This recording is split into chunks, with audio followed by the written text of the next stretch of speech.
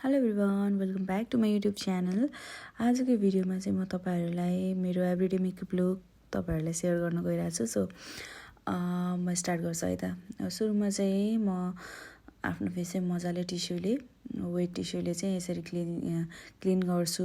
कहिलेकाहीँ चाहिँ मैले क्लिजिङ गर्ने गर्छु। क्लिजिङ चाहिँ अब म घरमा भयो भने चाहिँ क्लिजिङ गर्छु। अब यस्तो स्टुडियोमा भयो भने चाहिँ म यस्तै वेट वाइप्सले नै पुस्छु। त्यसपछि चाहिँ मैले यो बायोटिकको मर्निङ नेक्टार मोइस्चराइजर लगाएँ। एकदमै राम्रो छ यो विन्टर सिजनको लागि त एकदमै पर्फेक्ट नै छ।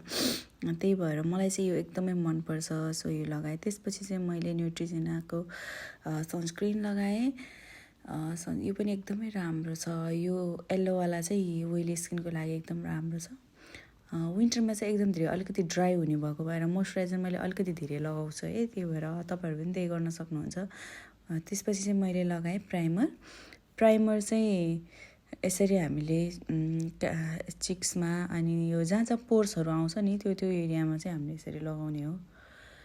अनि त्यसपछि चाहिँ अब म लगाउँछु फाउन्डेसन, एक ड्रप मात्रै फाउन्डेसन अनि थोरै चाहिँ फेरि त्यसमा मैले मोइस्चराइजर मिक्स गरेर। एकदम धेरै एक्सट्रिम ड्राई हुन्छ नि त यो विन्टर सिजनमा, अनि त्यही भएर यसरी मिक्स गरेर लगाउँदाखेरि चाहिँ यो ड्राई स्किनहरूलाई चाहिँ एकदम पर्फेक्ट हुन्छ है। यदि तपाईँहरूको विन्टर सिजनमा ओइली स्किनहरू पनि एकदम धेरै ड्राई हुन्छ भने चाहिँ तपाईँहरूले यो प्रोसेस ट्राई गर्दा हुन्छ, एकदम राम्रो हुन्छ। यो एकछिन चाहिँ चिप्कै देखेछ नि त्यो यो एकदम अब एकछिन पछि सेट हुँदै हुँदै जाँदा यस्तो राम्रो देखिन्छ।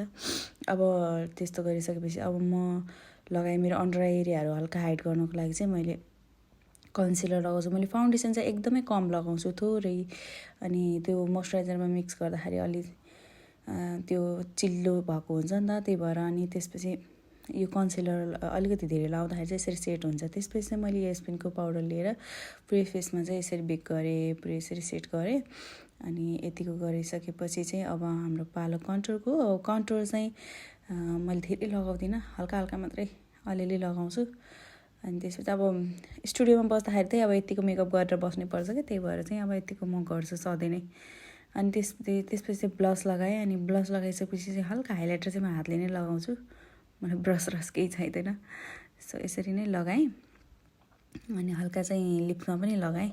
लिप्सको माथिपट्टि लगाउँदाखेरि हल्का हाइलाइटिङ इफेक्ट देखिन्छ क्या, त्यही भएर। त्यसपछि अब मेरो यो फेभरेट लिप लाइनर, मलाई चाहिँ डार्क कलरको लिप लाइनर चाहिँ एकदमै मनपर्छ। यदि तपाईँहरूको लिप लाइनर चाहिँ सुकेको छ भने चाहिँ तपाईँहरूले हल्का अलिअलि मोइस्चराइजरमा डिप गरेर चाहिँ लगाउनु भयो भने यस्तो मजाले लाग्छ। मैले त्यस्तै गरेर लगाएको राम्रोसँग लाग्छ। यसरी चाहिँ मैले पुरै लिप्सको पुरै उसमा भर्छु कि। यस्तो गर्दाखेरि अब तपाईँहरूलाई न्युड लिपस्टिकहरू सुहाउँदैन भने चाहिँ यही उपले चाहिँ अब न्युड लिपस्टिक लगाउनु भयो भने यो अर्कै कलरको देखाउँछ। यो मैले लगाएको अलिक पर्पल टाइपको देखियो, अनि अलि मलाई पर्पल मन पर्दैन कि। अनि त्यसपछि फेरि अर्को लिपस्टिक थपेँ मैले। लिपस्टिक चाहिँ मैले स्विस ब्युटीको युज गरेको छु। सो अब चाहिँ मैले अब आइब्रो चाहिँ अब डेली मलाई आइब्रो बनाउन अलिकति मन पर्दैन, त्यही भएर मैले चाहिँ अब टिन्ट लगाएको यो चाहिँ आइब्रो टिन्ट। अनि त्यसपछि चाहिँ हल्का अब न्युड र हल्का अलिअलि डार्क कलर चाहिँ मिक्स गरेर चाहिँ मैले आई स्याडो लगाएँ, बेस लगाएँ।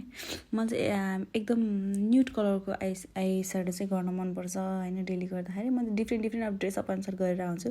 त्यसपछि चाहिँ हल्का मरुन टाइपको जस्तो कलर लिएर हल्का लाइनिङ जस्तो बनाएर त्यसलाई फेरि ब्लेन्ड गरेको छु। त्यसपछि चाहिँ मैले यो मस्कारा लगाएँ। मस्कारा पनि स्विस ब्युटीको, यो अघिको त्यो सानो आई स्याडो प्यालेट पनि स्विस ब्युटीको एकदमै राम्रो छ, मलाई एकदमै मनपर्छ। त्यसको पनि म तपाईँलाई भिडियो बनाउँछु है। त्यसपछि चाहिँ हल्का यसरी माथितिर लगाएँ। यस्तो गर्दाखेरि चाहिँ यस्तो ठुलो देखिन्छ कि।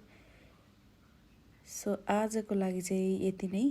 मेरो यो मेकअप लुक चाहिँ तपाईँहरूलाई कस्तो लाग्यो हेरेर कमेन्ट गर्न नबिर्सनु होला। तपाईँहरूलाई पनि अब गर्न मन लाग्यो भने ट्राई गर्न सक्नुहुन्छ। सो आजको लागि चाहिँ हामी यहीँनिर गरौँ। Thank you so much for watching.